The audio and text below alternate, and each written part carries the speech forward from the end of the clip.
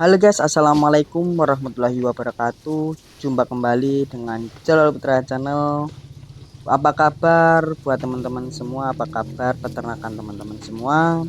Apakah sudah terjual semua kambing penggemukannya atau malah belum terjual di hari-hari ini atau di minggu ini?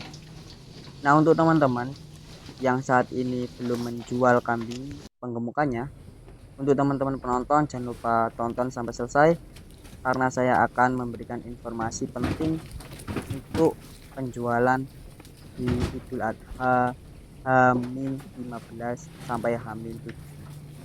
Karena di sini banyak sekali teman-teman yang tidak tahu bagaimana cara menjual atau terpaksa menjual tapi akhirnya tertipu. Jadi buat teman-teman yang baru bergabung dengan Jalal Putra Channel, jangan lupa subscribe, like, comment, and share teman-temannya agar teman-teman bisa dapatkan notifikasi atau informasi saat saya upload.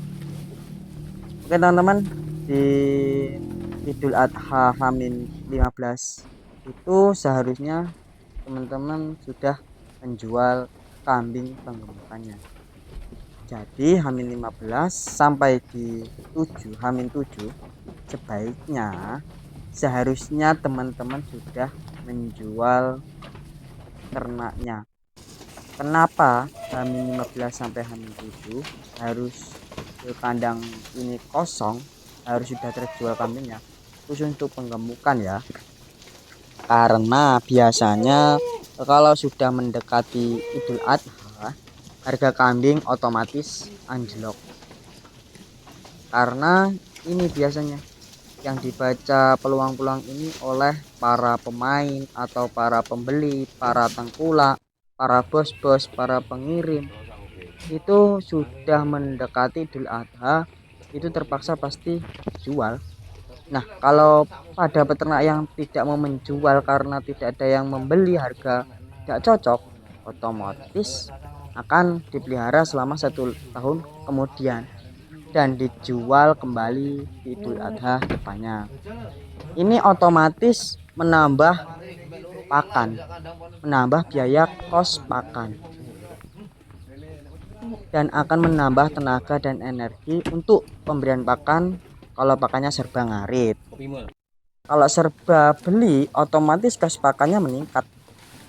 Nah, ini akan mengalami kerugian adalah peternak itu sendiri. Nah, kemudian bagaimana cara menjual ternak kambing kita ini? Ya, terutama untuk teman-teman penggemukan seperti untuk kambing kurban adalah usahakan menjualnya itu di H-15 sampai di H-10, karena itu puncak-puncaknya jual beli harganya masih normalnya, masih bagus-bagusnya, dan rata-rata pembeli atau pengumpul ini belum memenuhi kuota stoknya, begitu. Tapi kalau di H-7, H-2, H-3 sampai H-5 itu otomatis para bos-bos, para tengkulak itu sudah penuh kuotanya. Jadi dia itu membelinya juga seenaknya sendiri. Semisal nih, kalau tidak boleh murah, ya terserah, tidak saya akan beli gitu. Jadi para prinsipnya tengkulak atau para bos atau para pengirim, kalau sudah mendekati H-7 sampai H-2, ya itu dia prinsipnya, kalau tidak boleh murah ya sudah gitu. Nah, kalau kita menjualnya dengan harga murah, otomatis kita rugi kan. Nah, kita harus pelihara 1 tahun kemudian. Nah, itu yang saya bilang tadi, kalau emang kita sudah pelihara ditahan 1 tahun lagi, otomatis kita kalau pakan kita serba beli, ya otomatis kita kos pakannya menambah, biaya kos pakan. Nah, kalau kita serba ngarit emang gratis, tapi kita buang-buang energi gitu. Nah, buat teman-teman semua dan para peternak pengemukan, jadi di momen-momen seperti ini kita harus ketahui di mana kambing yang harus kita jual itu di hari Amin berapa dan harus terjual itu di Amin berapa gitu. Jadi kita kalau tidak tahu momen yang pas ataupun momen yang tidak pas, itu otomatis kalau momennya tidak pas kita rugi. Nah buat teman-teman, kalau sudah kambingnya terjual, nah gimana cara untuk transaksinya? Nah kalau diusahakan untuk dibayar itu dengan cara cash atau dibayar lunas atau dibayar kontan. Kenapa? Karena peternak itu merawatnya jangka waktunya panjang, 6 bulan sampai 1 tahun dipelihara.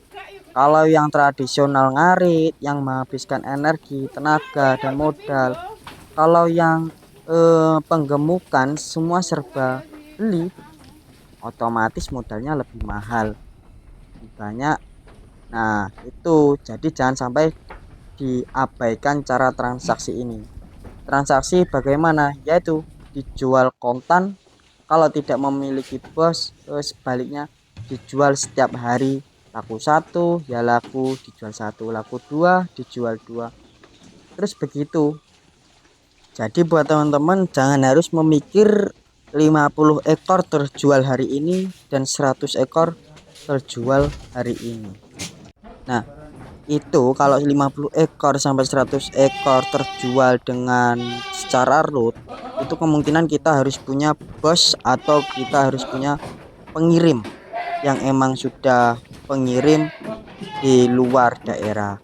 Nah buat teman-teman nih yang kalau kambingnya sudah terjual dengan cara transaksinya dibayar setelah di hari hari kurban. Nah buat teman-teman sebaiknya kita pahami dulu untuk orangnya, kita kenali orangnya. Kemungkinan kita kalau sudah kenal akrab ataupun sudah tahu alamatnya di mana, itu harus jelas. Karena kita kalau tidak tahu orangnya, pedagangnya itu siapa atau ketengkulaknya itu siapa, cuman asal-asalan terjual dengan tergiur harga sekian, tapi dengan cara dikontan dibayar setelah hari H Idul Adha. Boleh seperti itu, tapi kita harus mengenali bos itu atau tengkulak itu. Takutnya karena para tengkulak atau para bos di kampung itu biasanya juga dikirim ke Jakarta, ke Bangka, ke Palembang ataupun ke luar-luar daerah. Takutnya di sana tertipu oleh bos yang dari sananya. Jadi otomatis pengirim tadi atau bos atau tengkulak itu mengalami kebangkrutan di situ. Jadi kita kalau emang ingin menjual ternak penggemukannya, kita harus terutama pahami dengan transaksinya, dengan orang atau pembelinya itu kita harus pahami, benar-benar kenal, benar-benar tahu alamatnya di mana gitu. Nah buat teman-teman, kalau kambing kita sudah terjual atau sudah ada perjanjian di pembayaran itu dengan sistem tidak kontan ataupun pembayaran itu setelah di hari H Idul Adha. Nah jadi buat teman-teman, kalau emang sudah ada perjanjian ataupun sudah terjual di Idul Adha untuk pembayarnya setelah Idul Adha, itu buat teman-teman harus waspadai dahulu teman-teman. Harus kita kenali, harus kita perjanjian dengan amanah dan yang lain lah. Yang penting kita harus waspadai. Yang terutama kita kenali orangnya terlebih dahulu, tahu alamatnya di mana. Karena yang ditakutkan karena bos-bos itu kan ya teman-teman, yaitu dia para petengkulak, para bos, para pengirim yang di kampung itu, yang untuk pengirimannya di Jakarta, di Balam, di Batam maupun di Bangka dan ataupun di Palembang ataupun ke seberang. Nah, di situ para bos itu cuman mengirim, ataupun cuman pengirim. Jadi di sana pun juga tidak dibayar dengan kontan. Itu. Ada juga yang dibayar dengan kontan, tapi rata-rata dibayar setelah Idul Adha. Nah, jadi para tengkulak atau para pedagang bos di kampung itu adalah tangan kedua. Tangan ketiganya itu adalah ada yang di lokasi atau ada yang di lapak untuk menjual kambing kurban tersebut. Gitu. Nah, kalau yang tangan ketiga itu bangkrut, otomatis peternak juga bangkrut. Kenapa kok saya bilang begitu? Ya karena kalau untuk para bosnya yang di tangan ketiga itu bangkrut, otomatis kita tidak dibayarkan oleh para bos yang tangan kedua. Gitu. Ya intinya kalau kita ingin menjual dengan cara sistem seperti itu, kita harus cari orang yang amanah. Kita harus tahu orang itu alamatnya di mana, yang ditakutkan itu ya seperti itu. Nah, kita harus juga mempunyai perjanjian. Perjanjian itu telat bagaimana konsekuensinya seperti itu, teman-teman. Jadi kalau kita sudah tahu bagaimana kalau secara telat pembayaran, konsekuensinya apa, kita harus tahu gitu. Nah, untuk pembahasan selanjutnya buat teman-teman kan untuk membahas tentang penjualan sudah di awal video. Nah, jadi ini untuk di pembahasan selanjutnya ini kita membahas tentang yang sudah terjual gitu. Nah, otomatis kalau kambing kita yang sudah terjual ataupun yang belum terjual nih ya, kalau untuk pedagang, untuk peternak, otomatis kan konsentrasinya para peternak atau para pedagang kan itu menjual ternak kurbannya atau pejantan yang sudah siap kurban. Nah, jadi di situ para pedagang ataupun para peternak itu fokus atau konsentrasinya para pembeli kambing jantan yang siap kurban. Nah, jadi buat teman-teman yang ingin pengebokan lagi, nah kita harus mencari untuk pembelian kambing jantan untuk pengebokan dibongkar tahun depan.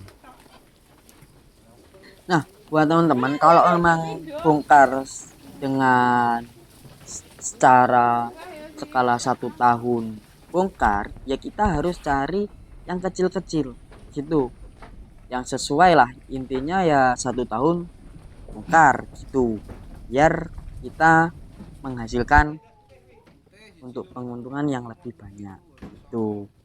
Nah, oke buat teman-teman, karena di untuk di menjelang Idul Adha seperti ini sudah H-7, H-2, itu otomatis para pedagang kan sibuk-sibuknya untuk menjual kambing kurbannya. Jadi kita ya sibuk-sibuknya mencari kambing yang untuk pengebokan gitu. Otomatis harga kalau sudah di pengebokan, kalau sudah di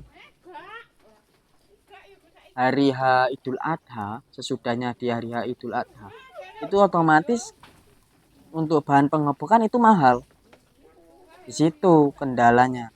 Kenapa kok saya untuk menyarankan di hari H Idul Adha, jangan sebelum di hari H Idul Adha. Jadi kita kalau sudah di H-15 hari, semisal kambing kita sudah terjual, kita konsentrasinya ke situ, cari kambing yang seukuran 1 tahun bongkar untuk pejantan kurban di situ. Nah, di situ teman-teman. Nah, jadi untuk informasi untuk sekian dari sini saja ya teman-teman. Semoga adanya video ini sangat bermanfaat dan saya minta bantuannya buat teman-teman yang baru bergabung bersama Jalal Putra Channel. Jangan lupa subscribe, like, comment, and share loncengnya agar teman-teman bisa dapatkan notifikasi atau informasi saat saya upload video. Oke guys, saya akhiri. Assalamualaikum warahmatullahi wabarakatuh.